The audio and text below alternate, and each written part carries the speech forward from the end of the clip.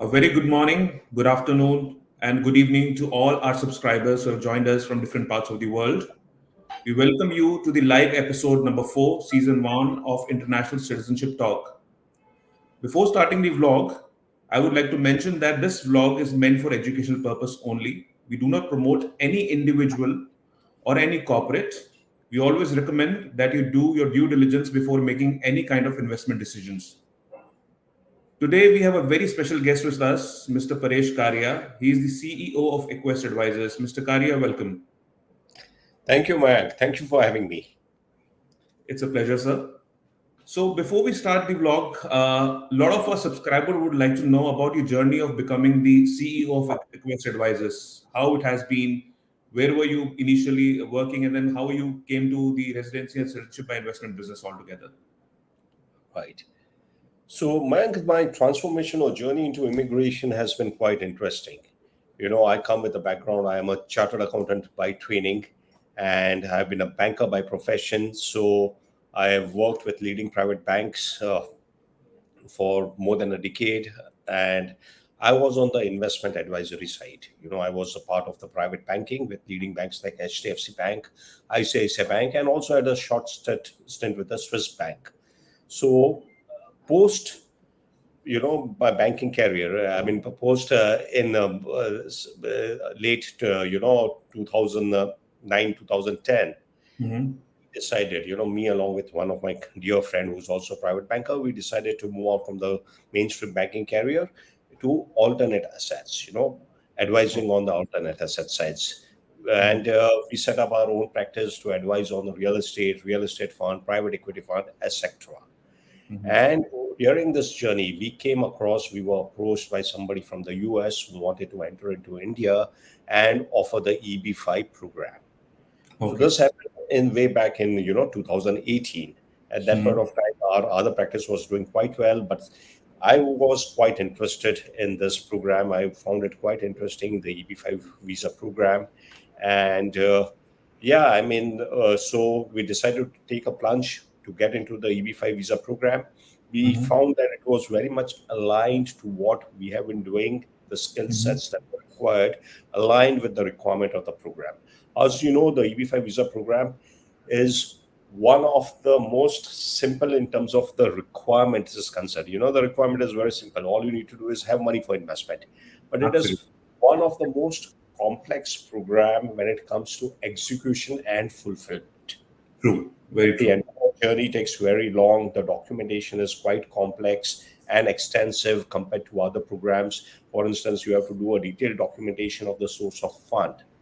And I realized that being a chartered accountant, that was to my advantage. I could do the source of fund documentation well. Mhm. The second part and the most important part of the EB5 journey is selecting the right project for investment. And Mhm. that's where I realized that my experience and knowledge, in selecting and advising on the investments, particularly we also used to, as a private bank, I also used to advise clients on private equity investments. And the Mhm. EB5 investments and project selection was something similar. So there Mhm. again, I said that I could, add value over there. And the third part, which is more relevant to clients from India, which is remittance of funds. We always have some restrictions in India. We have to, or when it comes to remittance of funds, you had the LRS scheme and you had to comply with that. And Absolutely. I realized that being a banker, my experience as a banker could come in over there. So I had that kind of a skill set as well. So I Mhm. realized that, one is I had all the requirements and I could use all my skills and experience very aptly for the EB5 visa program. And I also realized that there are very few people who are in this kind of a position who could understand accounting, banking, as well as investment, which was all required for the EB5 visa program. True. So that's the reason I migrated to the program and took to it. And we've been really fortunate. We've been happy. I've been enjoying it. I've been doing it for the last 5 years. And it's not easy migrating doing an EB5 visa program, for a simple. But given my background and the skills, I'm really enjoying doing this program. And that's how we continued, got into this program and continued, still continuing. And Well. while we were doing the EB5 visa program, we realized that, look, there are other immigration opportunities also available, on a similar part. These were all investment based opportunities. So we dived into it. We studied the various immigration programs from various countries, and we found that the Portugal Golden Visa one was one of the best options available way back in 2019. People in India started looking at Portugal Golden Visa over the last 2 3 years, but we Mhm. started working on Portugal Golden Visa in 2019, and we added it to our portfolio. That was followed by, we realized there were a lot of people who were also looking at migrating to Canada, and Canada did not have an attractive investment based program. So we looked at the business immigration and we converted the business immigration proposal into an investment based program and started offering that to our clients. And Mhm. more recently, we have now started offering the Dubai Golden Visa program also to our clients. There's Fantastic. one of the most popular program, and a lot of Indians have been moving to Dubai, and we said that this could be a good opportunity. We are exploring that. We have just set up our office in Dubai, and I'm off to Dubai next week. Fantastic, fantastic. So we also have seen that there has been a tremendous change in the dynamics of international investments when it comes to taking up residency or citizenship. Initially, there were two, three main popular programs in India, which was Canada, US, and UK. But now, gradually, we have seen that there is an array of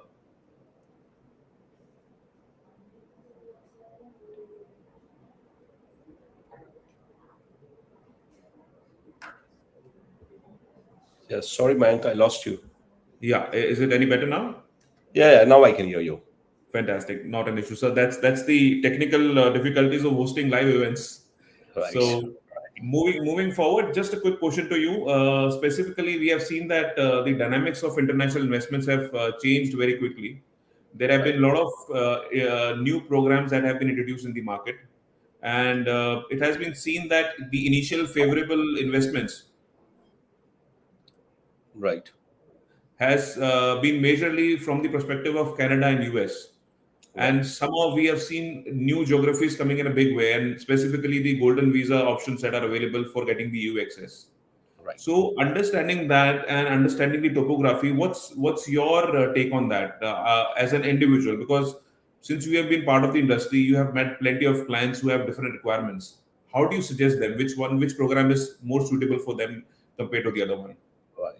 No, you're absolutely right. We have seen that some of those golden visa programs from European countries in particular, and of late, the Dubai Golden Visa program has becoming very popular with Indians now.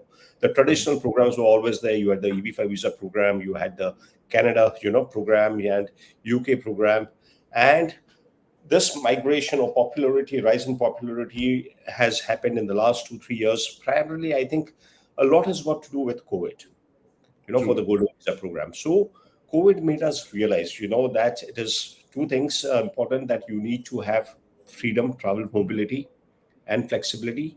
And Mhm. second is you all need to have a backup plan. You never know what happens, in your country. I mean, not only COVID, post COVID, we have seen the war in Europe, we have seen economic crisis in so many of our neighboring countries, and we have seen climatic change and so many regions getting affected. So people have now begun to realize, especially the high net worth individuals, Mhm. that having a backup plan or having an insurance plan, like it's like having an insurance and having a True. mobility plan, it gives you freedom. You are free to travel wherever you want, whenever you want. And True. COVID has made us realize the value of that particular travel mobility, the freedom Mhm. to travel, and the need to have a backup plan. And the golden visa programs perfectly fit over here. While the Mhm. golden visa programs have been around since about 2012 Mhm. onwards, they only got into popularity, particularly with Indians, not only with Indians, but people all over the world. The True. Americans also realize today the biggest investors in the golden visa programs are the Americans. The Chinese have Interesting. always been investing. The Chinese have always been looking, given the situation in their country, they've always been looking at other programs. But now the Americans have, post COVID, have taken over the Chinese when it comes to golden visa programs. And these programs are also getting popular with Indians, Mhm. right? So Mhm. the reason why they're popular is because the golden visa gives you a right of residency in a particular country without an obligation. So you don't have an obligation to stay there. You, Mhm. it's very simple. You invest money, you buy a property, or you invest in a fund, you get a golden visa. True. With the golden visa comes a right for you to stay in that particular country. Mhm. It also gives you travel mobility. Most of the European golden visa programs allow you visa free travel to Schengen countries. which is again very important. We know that for Indians how difficult it is travel to Schengen. You get visa only for a limited period of time. There are long True. waiting queues. So with the golden visa, you are killing two birds at a stone. You get visa-free travel to Schengen countries, plus you have a right to stay in a chosen European country. And to add, the icing on the cake is that with some programs like the Portugal Golden Visa, you can also get citizenship. Mhm. With So the citizenship, specifically, there have been a lot of speculation regarding the Portugal Golden Visa program. I think in between it was also paused for some time. So is that yeah, started again? yes, yes. So there have been a lot of changes in the Portugal Golden Visa program. In fact, with all the Golden Visa programs we are talking, there are a lot of changes which have been happening. So, True. what happens when a program becomes very popular? There are more demand for it, more people queuing up, and when there is more demand, there is some kind of restrictions to put check on that. So the entry barriers also increase, and that's True. what we have seen happening with the Portugal Golden Visa program. Mhm. So the program was earlier. The program was that you had to invest about you know 500,000 euros in a property, and Mhm. it could go as low as to 280,000 with certain type of properties. Mhm. Mhm. Then they changed the program in about 21. In 21, they changed the program. They increased the investment amount for the property investment. They removed the criteria also, so it became difficult for you to buy a property at for 280,000. There were limited options available. So that Of was course. one change that was introduced in 21. However, Mhm. the program continued, and even after the changes were introduced, the program continued to rise in popularity. Mhm. And finally, money kept pouring into real estate in Portugal. And because of internal compulsions, we have seen in the last couple of years, there has been rise in the interest rate, rise in inflation, property prices have gone through the roof. And then it became a political issue in Portugal that because foreigners are investing, property prices were going up, and therefore Mhm. you should stop foreigners from investing in property. We don't know Mhm. to what extent it is true, but then it became a political issue, and the government decided to do away with the real estate investment in Portugal. So real Interesting. estate was just one of the options. They always had the other options. You could invest the money in some fund, or you could make a capital contribution. You could invest in some cultural, programs, etc. So all those options were always there. But property investment was the most popular option because it was cheapest and it was easy. All of us love to invest in property. So that Mhm. option has been done away with.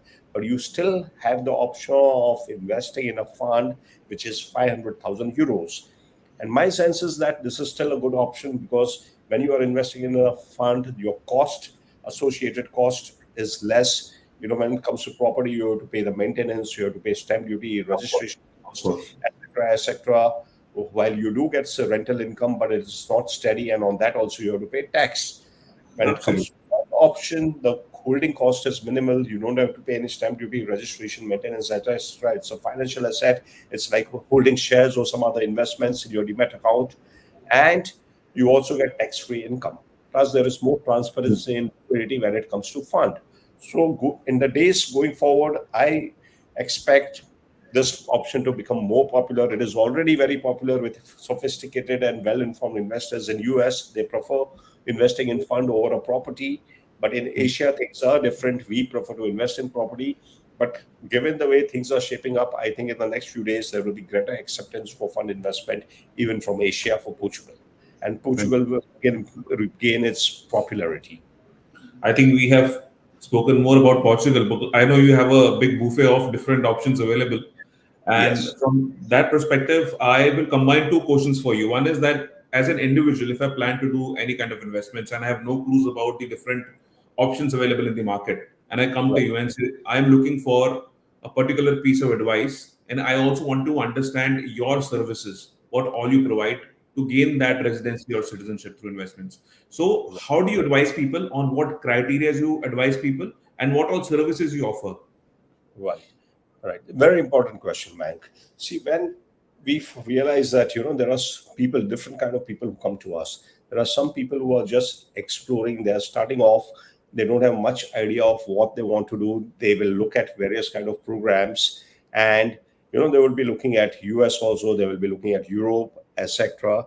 Mhm. And there are some people who come to us who are very clear, who have done the homework, they are very clear, they are very specific, and they said that I want to go for this particular program, right? So it becomes easier to deal with the second set of clients. When it comes to first set of clients, we really have to first discuss with them. And we always start with a discussion.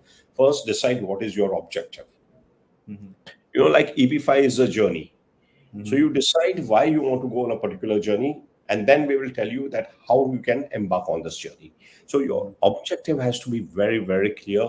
Why are you looking at this, a program? Are you looking at it because you want to provide a good education to your children and set them up for in a good country in the future? Are you doing it because you want to expand your business? You are looking at business opportunities. Are you doing it because you want travel mobility? Or are you doing it as just as a backup plan? You don't want to move elsewhere. You want to be in India, but you just want it as a backup plan. Mhm. Or that is the objective that we need to realize. And based on the objective, we can suggest a program. So, for instance, if somebody is looking at providing a good education for the child and setting them up for a good future, I think the EB5 visa program makes more sense because we know that the best place for the education, the best educational institutions, if you look at it, are based in the US, True. right? And True. today the problem is we are facing is that a lot of people who are sending their children to US for education are finding that even after the children are completing the education, they are not able to stay there. They're not able to get the H1B visa. It's so difficult to get H1B visa. It's a lottery system. And even if you are lucky and you manage to get the H1B visa, the journey from there on to the green card is, very, very time consuming. It's very uncertain. Mhm. You It may take you many, many years, and during this period you are always under pressure, you are always under threat. If you lose your job, you may not have status in the US and you may have to go back to your home country. So that's the True. reason why, if somebody is planning a career or education for children in the US, we would suggest that you go for EB5 visa program. Mhm. If someone wants to move out of India, enjoy a good quality life, provide a decent education to their children, and does not have enough money to pursue an EB5 visa program, the next best alternative is Canada. Okay. If someone is planning to send their children to Europe for an education, to provide an education and want their children to ultimately settle in Europe, then a golden visa program from any of the European countries, Portugal, Greece, Spain, could help them. If you're looking Mhm. for backup plan, you just want a backup plan. You don't want to actually move out of India and stay there. Then Mhm. again, the golden visa program, particularly Greece, which is the cheapest right now at 250,000, although that Mhm. is going to change soon. But at 250,000 euros, Greece, golden visa through property investment is the cheapest option. That could be Mhm. ideal for somebody who just wants a backup plan, and more importantly, travel flexibility, because you get access to Schengen visa. Absolutely, absolutely. That's a big plus for the Golden Visa program. But with the times changing, there have been a lot of again a lot of speculation and a lot of changes in the program also for different countries. Like Greece have reduced some of the new regulations, and we are also hoping the same for the other countries also in the coming times. So, what Right. are your recommendations from that per se? The reason being, so people are afraid. They feel that if we start the investment process now, and if the things change in the middle of it, then we are landing nowhere. And who will give the security of the amount invested? So, is there any particular criteria which can be met, or any kind of safeguarding of the investments of individuals? Yeah. So generally, as far as the safeguarding is concerned, we know that the Greece Golden Visa, they are increasing the investment amount, but they've made a provision over there that if you enter into a contract and make an initial deposit in the property, then they're giving you some more time to conclude your transaction. Right. So that flexibility is there. So one need not worry about these programs. While these programs keep on changing, they're quite dynamic. But once you are locked into the program, you are protected. There will not be any change which will retrospectively affect your investment. Mhm. Right. And True. so one should not be concerned about that. My only suggestion would be is that, what typically happens is people take a lot of time to decide. And even after they've taken, they take even more time to act on their decision. That fear of unknown is always there, the last minute, that push that is required to take the final action.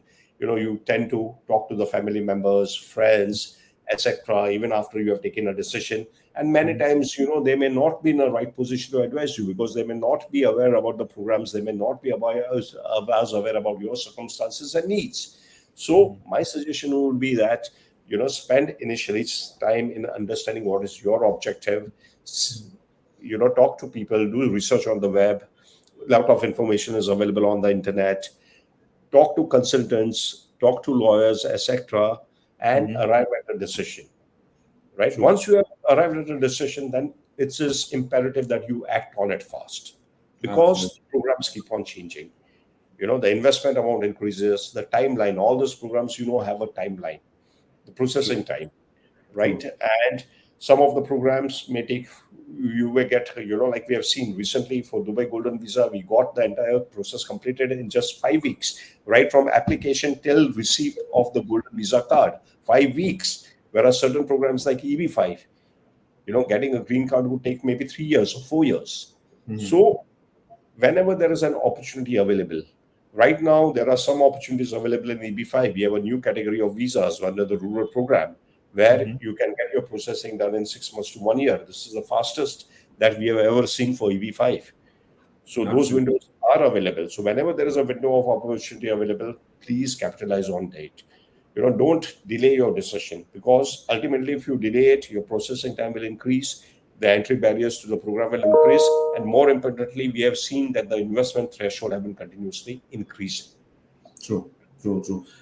That's quite interesting, Mr. Karya, and it'll be interesting to know that you have met hundred of people in suggesting and giving consultation for immigrating lawfully, as your motto is also immigrate lawfully and live happily. So the Right. idea here is to understand more about the success stories about your clients. That's one.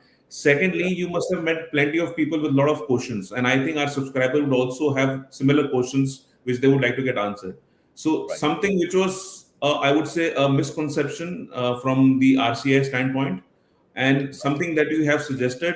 I think those stories will be interesting for our subscribers as of now. Absolutely. So first, let's talk about our cases. The case, Yes. success stories, etc. So, like I said, we started this journey in 2018. We started filing our first cases for EB5 in 2019, and we started a Portugal in 2020-21. We Mhm. started filing over there, and I was very concerned. I was very worried because we were not getting the approvals. Mhm. The EB5 visa program was taking its own time. That was then we had COVID. We were hit by COVID during 2 years. Everything came to a standstill from 22, almost 22. And then, you know, there was a rush which was piling up. And I was getting concerned because approvals were not coming in. Till 22, we did not have any approvals. But in 23, we started getting all the approvals one by one. All our clients who were on the EB5 visa, we could hear from them that, look, we have got approval. Many of them already in the US, enjoying their dream life. And they Mhm. were thanking us for helping them in moving to US. We Mhm. had our clients from Portugal who had filed in 21, getting approvals again in 22, end of 22 to beginning of 23. The Mhm. Canada Startup Visa Program, which we had recommended to so many of our clients, Mhm. we were so happy that the plan that we had put into place became a reality. People started getting the golden visa applications, and their children were studying in Canada. Then they were enjoying all the benefits, especially the concession in the fees. They could save more in fees than what was the total cost involved in pursuing the program. Interesting. And the recently, like I said, the biggest surprise was the Dubai Golden Visa program, where within 5 weeks we got the results. So I would say that 2023 is a year where we have seen all the clients getting the results. Just Mhm. last week, I got a call from a client in the US, from the lawyer and our partners, that his golden visa application, his EB5 visa application has also been approved. And I spoke with the family and they were so happy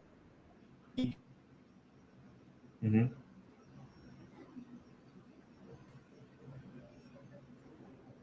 migrating, moving to another country, and when you see that dream getting realized, it's a big thing for everybody, and it gives us a lot of pleasure. Now, coming to your second question, about the myths and what are the most commonly asked questions. I think one of the biggest myths which people have, particularly in India, and this was something which we were hearing more and more, in the early part, maybe 2 years back. Mhm. People used to, use residency and citizenship as synonymously. They Mhm. would consider PR and citizenship as the same thing, whereas Very this two true. are completely distinct thing. People would say that US ka passport chahiye hame. Now, Mhm. getting a US passport through the immigration program is impossible. Impossible. Absolutely. You get a permanent residency first. You get in countries like US, you get permanent residency. What is permanent residency? Permanent residency will give you a right to stay in the particular country and enjoy all the benefits. Mhm. However, you don't get a passport to that country and you don't get the right to vote. Other than that, most of the benefits are available under permanent residency and citizenship. But True. people were not able to understand that. And Mhm. that's the reason why we said there was a need to educate the people. So I went ahead, I made an educational video on this, explaining Mhm. what are the differences between residency and citizenship. The and now we are realizing that, as awareness is going, people are aware. I don't come across too many people who are coming and telling me that, look, I want a US passport or Mhm. anything. They come and tell me that we are looking at migrating, we want PR, we want green card. Yes. So you get a green card and not that. Mhm. The second misconception, which was that people were not even aware that if they take up a passport of a foreign country, India does not allow dual citizenship. So it was Exactly. not possible. So, Mhm. we had a lot of this people coming and promoting foreign passports without Mhm. realizing that India did not have this rule of dual citizenship. So we Mhm. used to take a lot of time and effort in explaining to the clients that what is dual citizenship and why it does not allow. And it's not that you have to give up the citizenship. The law, the Indian law, the constitution says that if you take up a foreign citizenship, then Mhm. by default you lose Indian citizenship. And we Mhm. did come across so many cases where people unknowingly had taken up foreign citizenship and had, by default lost the Indian citizenship, and they were not even aware about that. So again, we made a video on that, that dual citizenship is not available. I even did a TV program with Andy TV where we discussed the same. Mhm. Mhm. So two have been some of the biggest myths, with regard to citizenship and residency. And I'm glad that over a period of time, people are now getting more educated and understanding it, and we are getting less of these questions now. Interesting, interesting. That's pretty evident actually. Even since 2015, when we started off with the different programs, residency, citizenship, investments in India, asking people to migrate abroad also. That was one of the very common questions that they have. They had no clues about the difference between the residency and citizenship. I think you were pretty much bang on the fact that that differentiation needs to come first before actually making any decisions. So now Exactly. we always talk about the due diligence perspective for an individual to make any decision. Now, can you just help them to understand what are the step by step options or step by step procedures for doing the due diligence for any of the programs they plan to invest in? Right. Right. So this is a very important question. So when we are talking about residency and citizenship by investment, like we said, this most of these programs are very easy. All you need to do is have money. True. But the difficult part is having money and where do you invest it? What is the right place to invest? And this is a concern which most of the people have. They don't have concern with the money. They have the money, but they are concerned, where are they going to invest? Is their money safe? You are investing with an unknown person in a new country. Not How do agree, you of manage course. the investments? So this is the biggest apprehension which people have. And yes, and that's where we come in. We have to play a role over there. Like I said, I have been used to it. I've been doing due diligence on investment in my days as a private banker. And we Mhm. have been adopting some of the same principles that we used to do while evaluating investments. So again, doing due diligence for an EB5 investment is quite different than doing a due diligence on a, property or a fund for a Portugal Golden Visa, or maybe a simple investment in Greece Golden Visa. So while the options can change, you have options like there are some countries which offer you Golden Visa by simply investing in a fixed deposit. So Mhm. there again, it's not easy. Which banks you can invest? How safe is the investment? Can you put it in one place or can you spread it across different banks? True. This is again a question.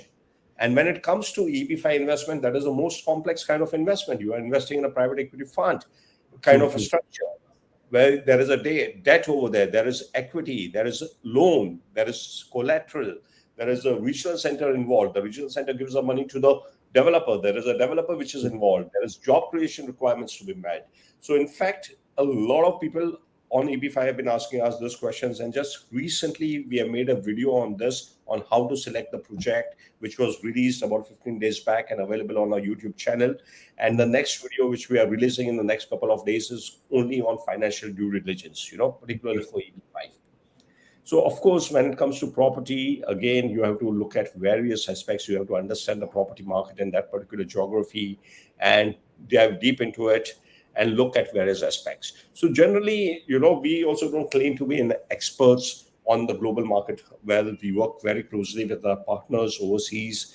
We work with the lawyers. So the key lies over there in selecting the right kind of partners and lawyers. And based on our experience and dealing with the global markets over the past few years, we are fortunate to say that we have shortlisted the right kind of lawyers, right kind of partners overseas to work with.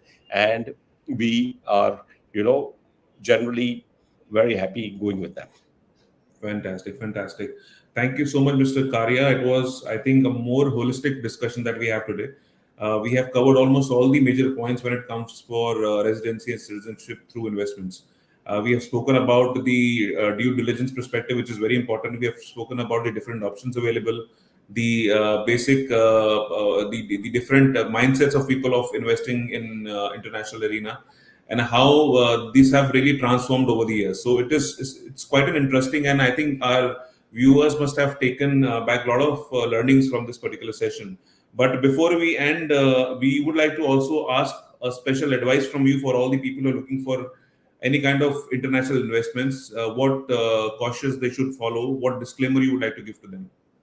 Yeah, the disclaimer I would like to give them is that, then you need to keep in mind that when you are pursuing this program, you need to comply with the laws, not only of the country where you're migrating or you're looking at doing the program, but also of the home country.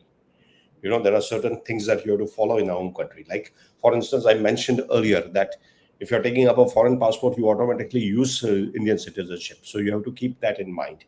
There are certain restrictions on remittance of funds. There are certain disclosures that you have to do in your income tax returns when you are sending out the money or investing overseas, right? So be wary. There are certain restrictions on borrowing overseas. Like Indians, we can't borrow easily overseas. So True. all these things have to be kept in mind. That's the reason why, our motto says, if you see over here, you have to immigrate, invest wisely and immigrate lawfully so that you can live happily. So one is, of course, first thing is you invest wisely. Don't get carried away. Fortunately, we are seeing that Indian investors ask a lot of questions compared to many other, compared to Chinese investors or investors from Vietnam and other countries, because we know English, we understand English, and we are able to communicate and ask the right questions. So do that, do your due diligence, spend a lot of time in due diligence in selecting the right kind of investment, ensure that you tick mark all the boxes, in your home country as well as foreign country, and above all, keep in mind what is your objective. We don't want a situation where you spend so much time and money in, moving to, let's say, Europe, and then you realize that was of no use. You should have gone to US. It is very difficult to undo that decision. So be clear about your objective and make sure that you pursue a program which meets your objective. Interesting. Thank you so much, Mr. Karia. It was a wonderful discussion. And before we end, we would like to request all our subscribers and viewers to kindly like and subscribe the channel. And also do not forget to press the bell icon for more such interesting videos. Last but not the least, please practice your due diligence before making any kind of investment decisions. And it is important because that's your hard-earned money. Thank you so much, Mr. Karia. We look forward to connect in future Thank as you, well. Ryan. It was a pleasure having. Pleasure is all mine, sir. Thank you. Thank you.